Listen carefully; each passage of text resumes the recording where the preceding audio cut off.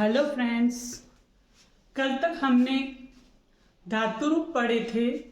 उस धातु रूप में से हमने वाक्य बनाना सीखा था। तो हमने 3 नियम पढ़े थे कि प्रथम पुरुष के साथ प्रथम पुरुष का ही धातु रूप का शब्द आएगा और मध्यम पुरुष के साथ मध्यम पुरुष का, उत्तम पुरुष के साथ उत्तम पुरुष का। तो प्रथम पुरुष का एक वचन है तो प्रथम पुरुष का ही एक वचन आएगा। तो तीनों में क्या होता है, प्रथम पुरुष के साथ प्रथम पुरुष का, मध्यम पुरुष के साथ मध्यम पुरुष का और उत्तम पुरुष के साथ उत्तम पुरुष का धातु रूप का प्रयोग होता है।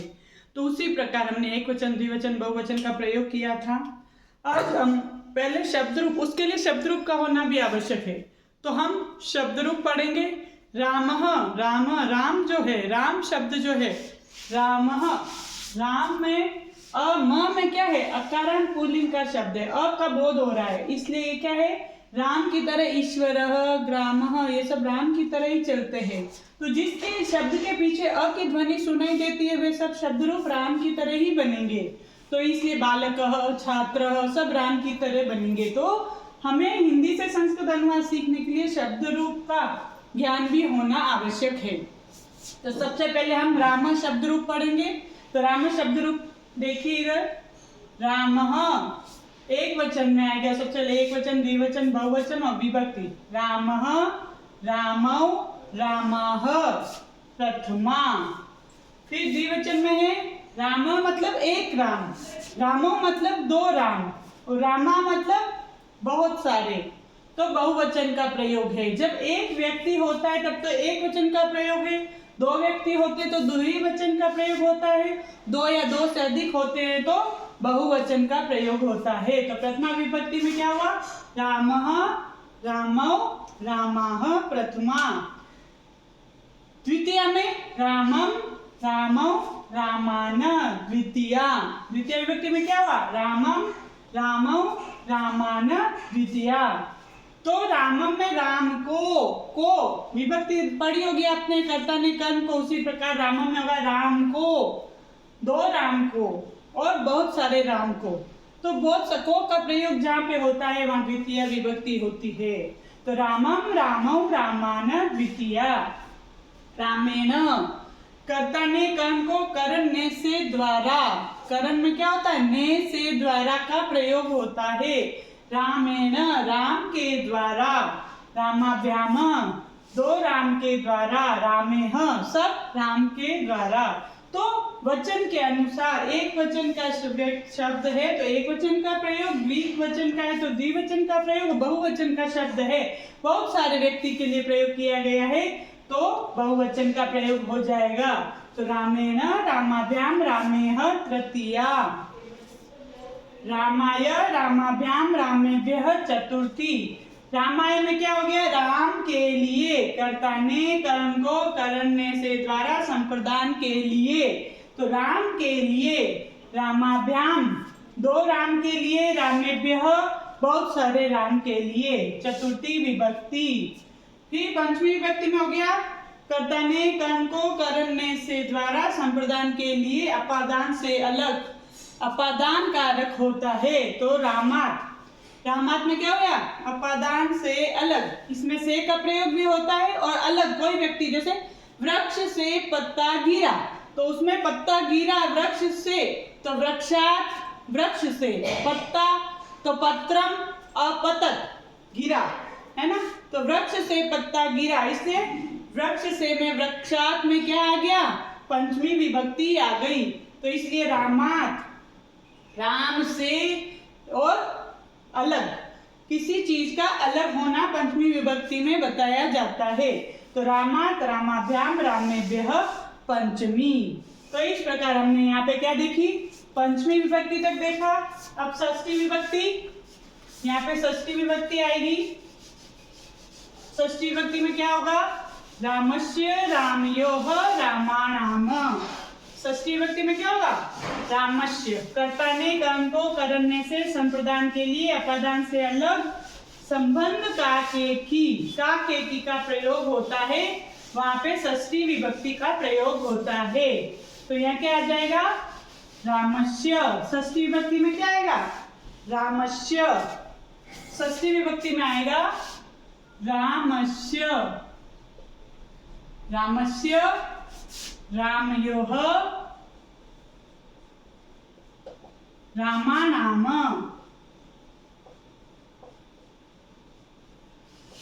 रामस्य, रामयो, रामाणाम, षष्ठी। कौन सी विभक्ति हो गई? षष्ठी विभक्ति। सप्तमी विभक्ति में होगा रामे, रामयोः,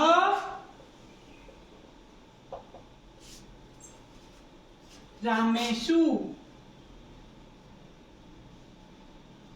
सप्तमी। और संबोधन में हे राम,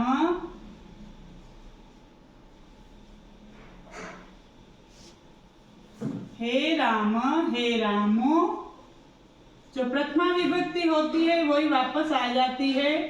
हे राम, हे रामो, हे रामः। तो ये हो गया संबोधन। संबोधन क्या है? हे लिखा है ना, इसलिए इसमें संबोधन वाक्य हुआ है। तो इस प्रकार हम शब्द रूप पढ़ेंगे, उसके बाद हमें वाक्य बनाना आ जाएगा। रामस्य मतलब राम का, रामयोः दो राम का, रामाणाम बहुत सारे राम का। तो इस प्रकार रामस्य, रामयोः, रामाणाम षष्ठी विभक्ति। रामे में क्या होगा? कर्ता ने कर्म को करने से संप्रदान के लिए अपदान से अलग संबंध काके की अधिकरण में पेपर क्या आता है? अधिकरण में सप्तमी में पेपर मतलब राम पर या राम में। तो राम पर, रामयों दो राम पर, रामेषु बहुत सारे राम पर। तो कहीं पर का प्रयोग होता है वहां पर सप्तमी विभक्ति का प्रयोग होगा, या में का प्रयोग होता है तो भी सप्तमी विभक्ति का प्रयोग होगा। तो इस प्रकार हम वाक्य बना पाएंगे। तो हे राम, हे रामो, हे रामः, ये संबोधन वाक्य हो गया। तो इस प्रकार हम शब्द रूप के माध्यम से हम वाक्य बनाना सीख पाएंगे। जैसे कि हम एक वाक्य बनाते हैं।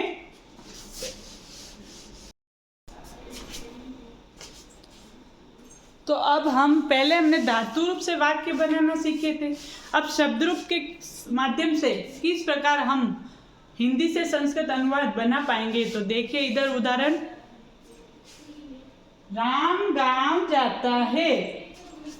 तो राम गांव जाता है का क्या हो जाएगा? रामः ग्रामं गच्छति। राम गांव जाता है, रामः ग्रामं गच्छति। क्या हो गया इसका अनुवाद?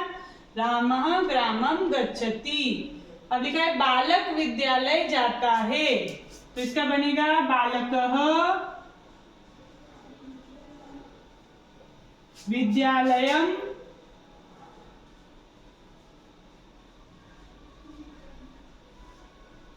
गच्छति।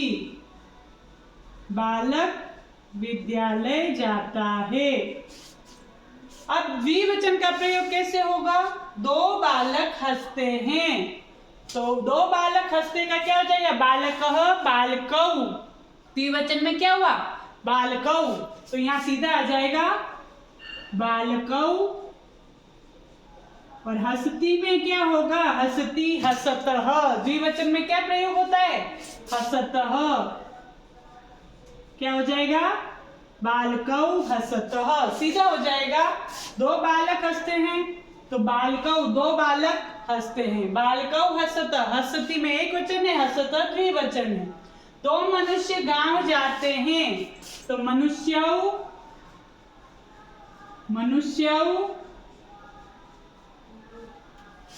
ग्रामं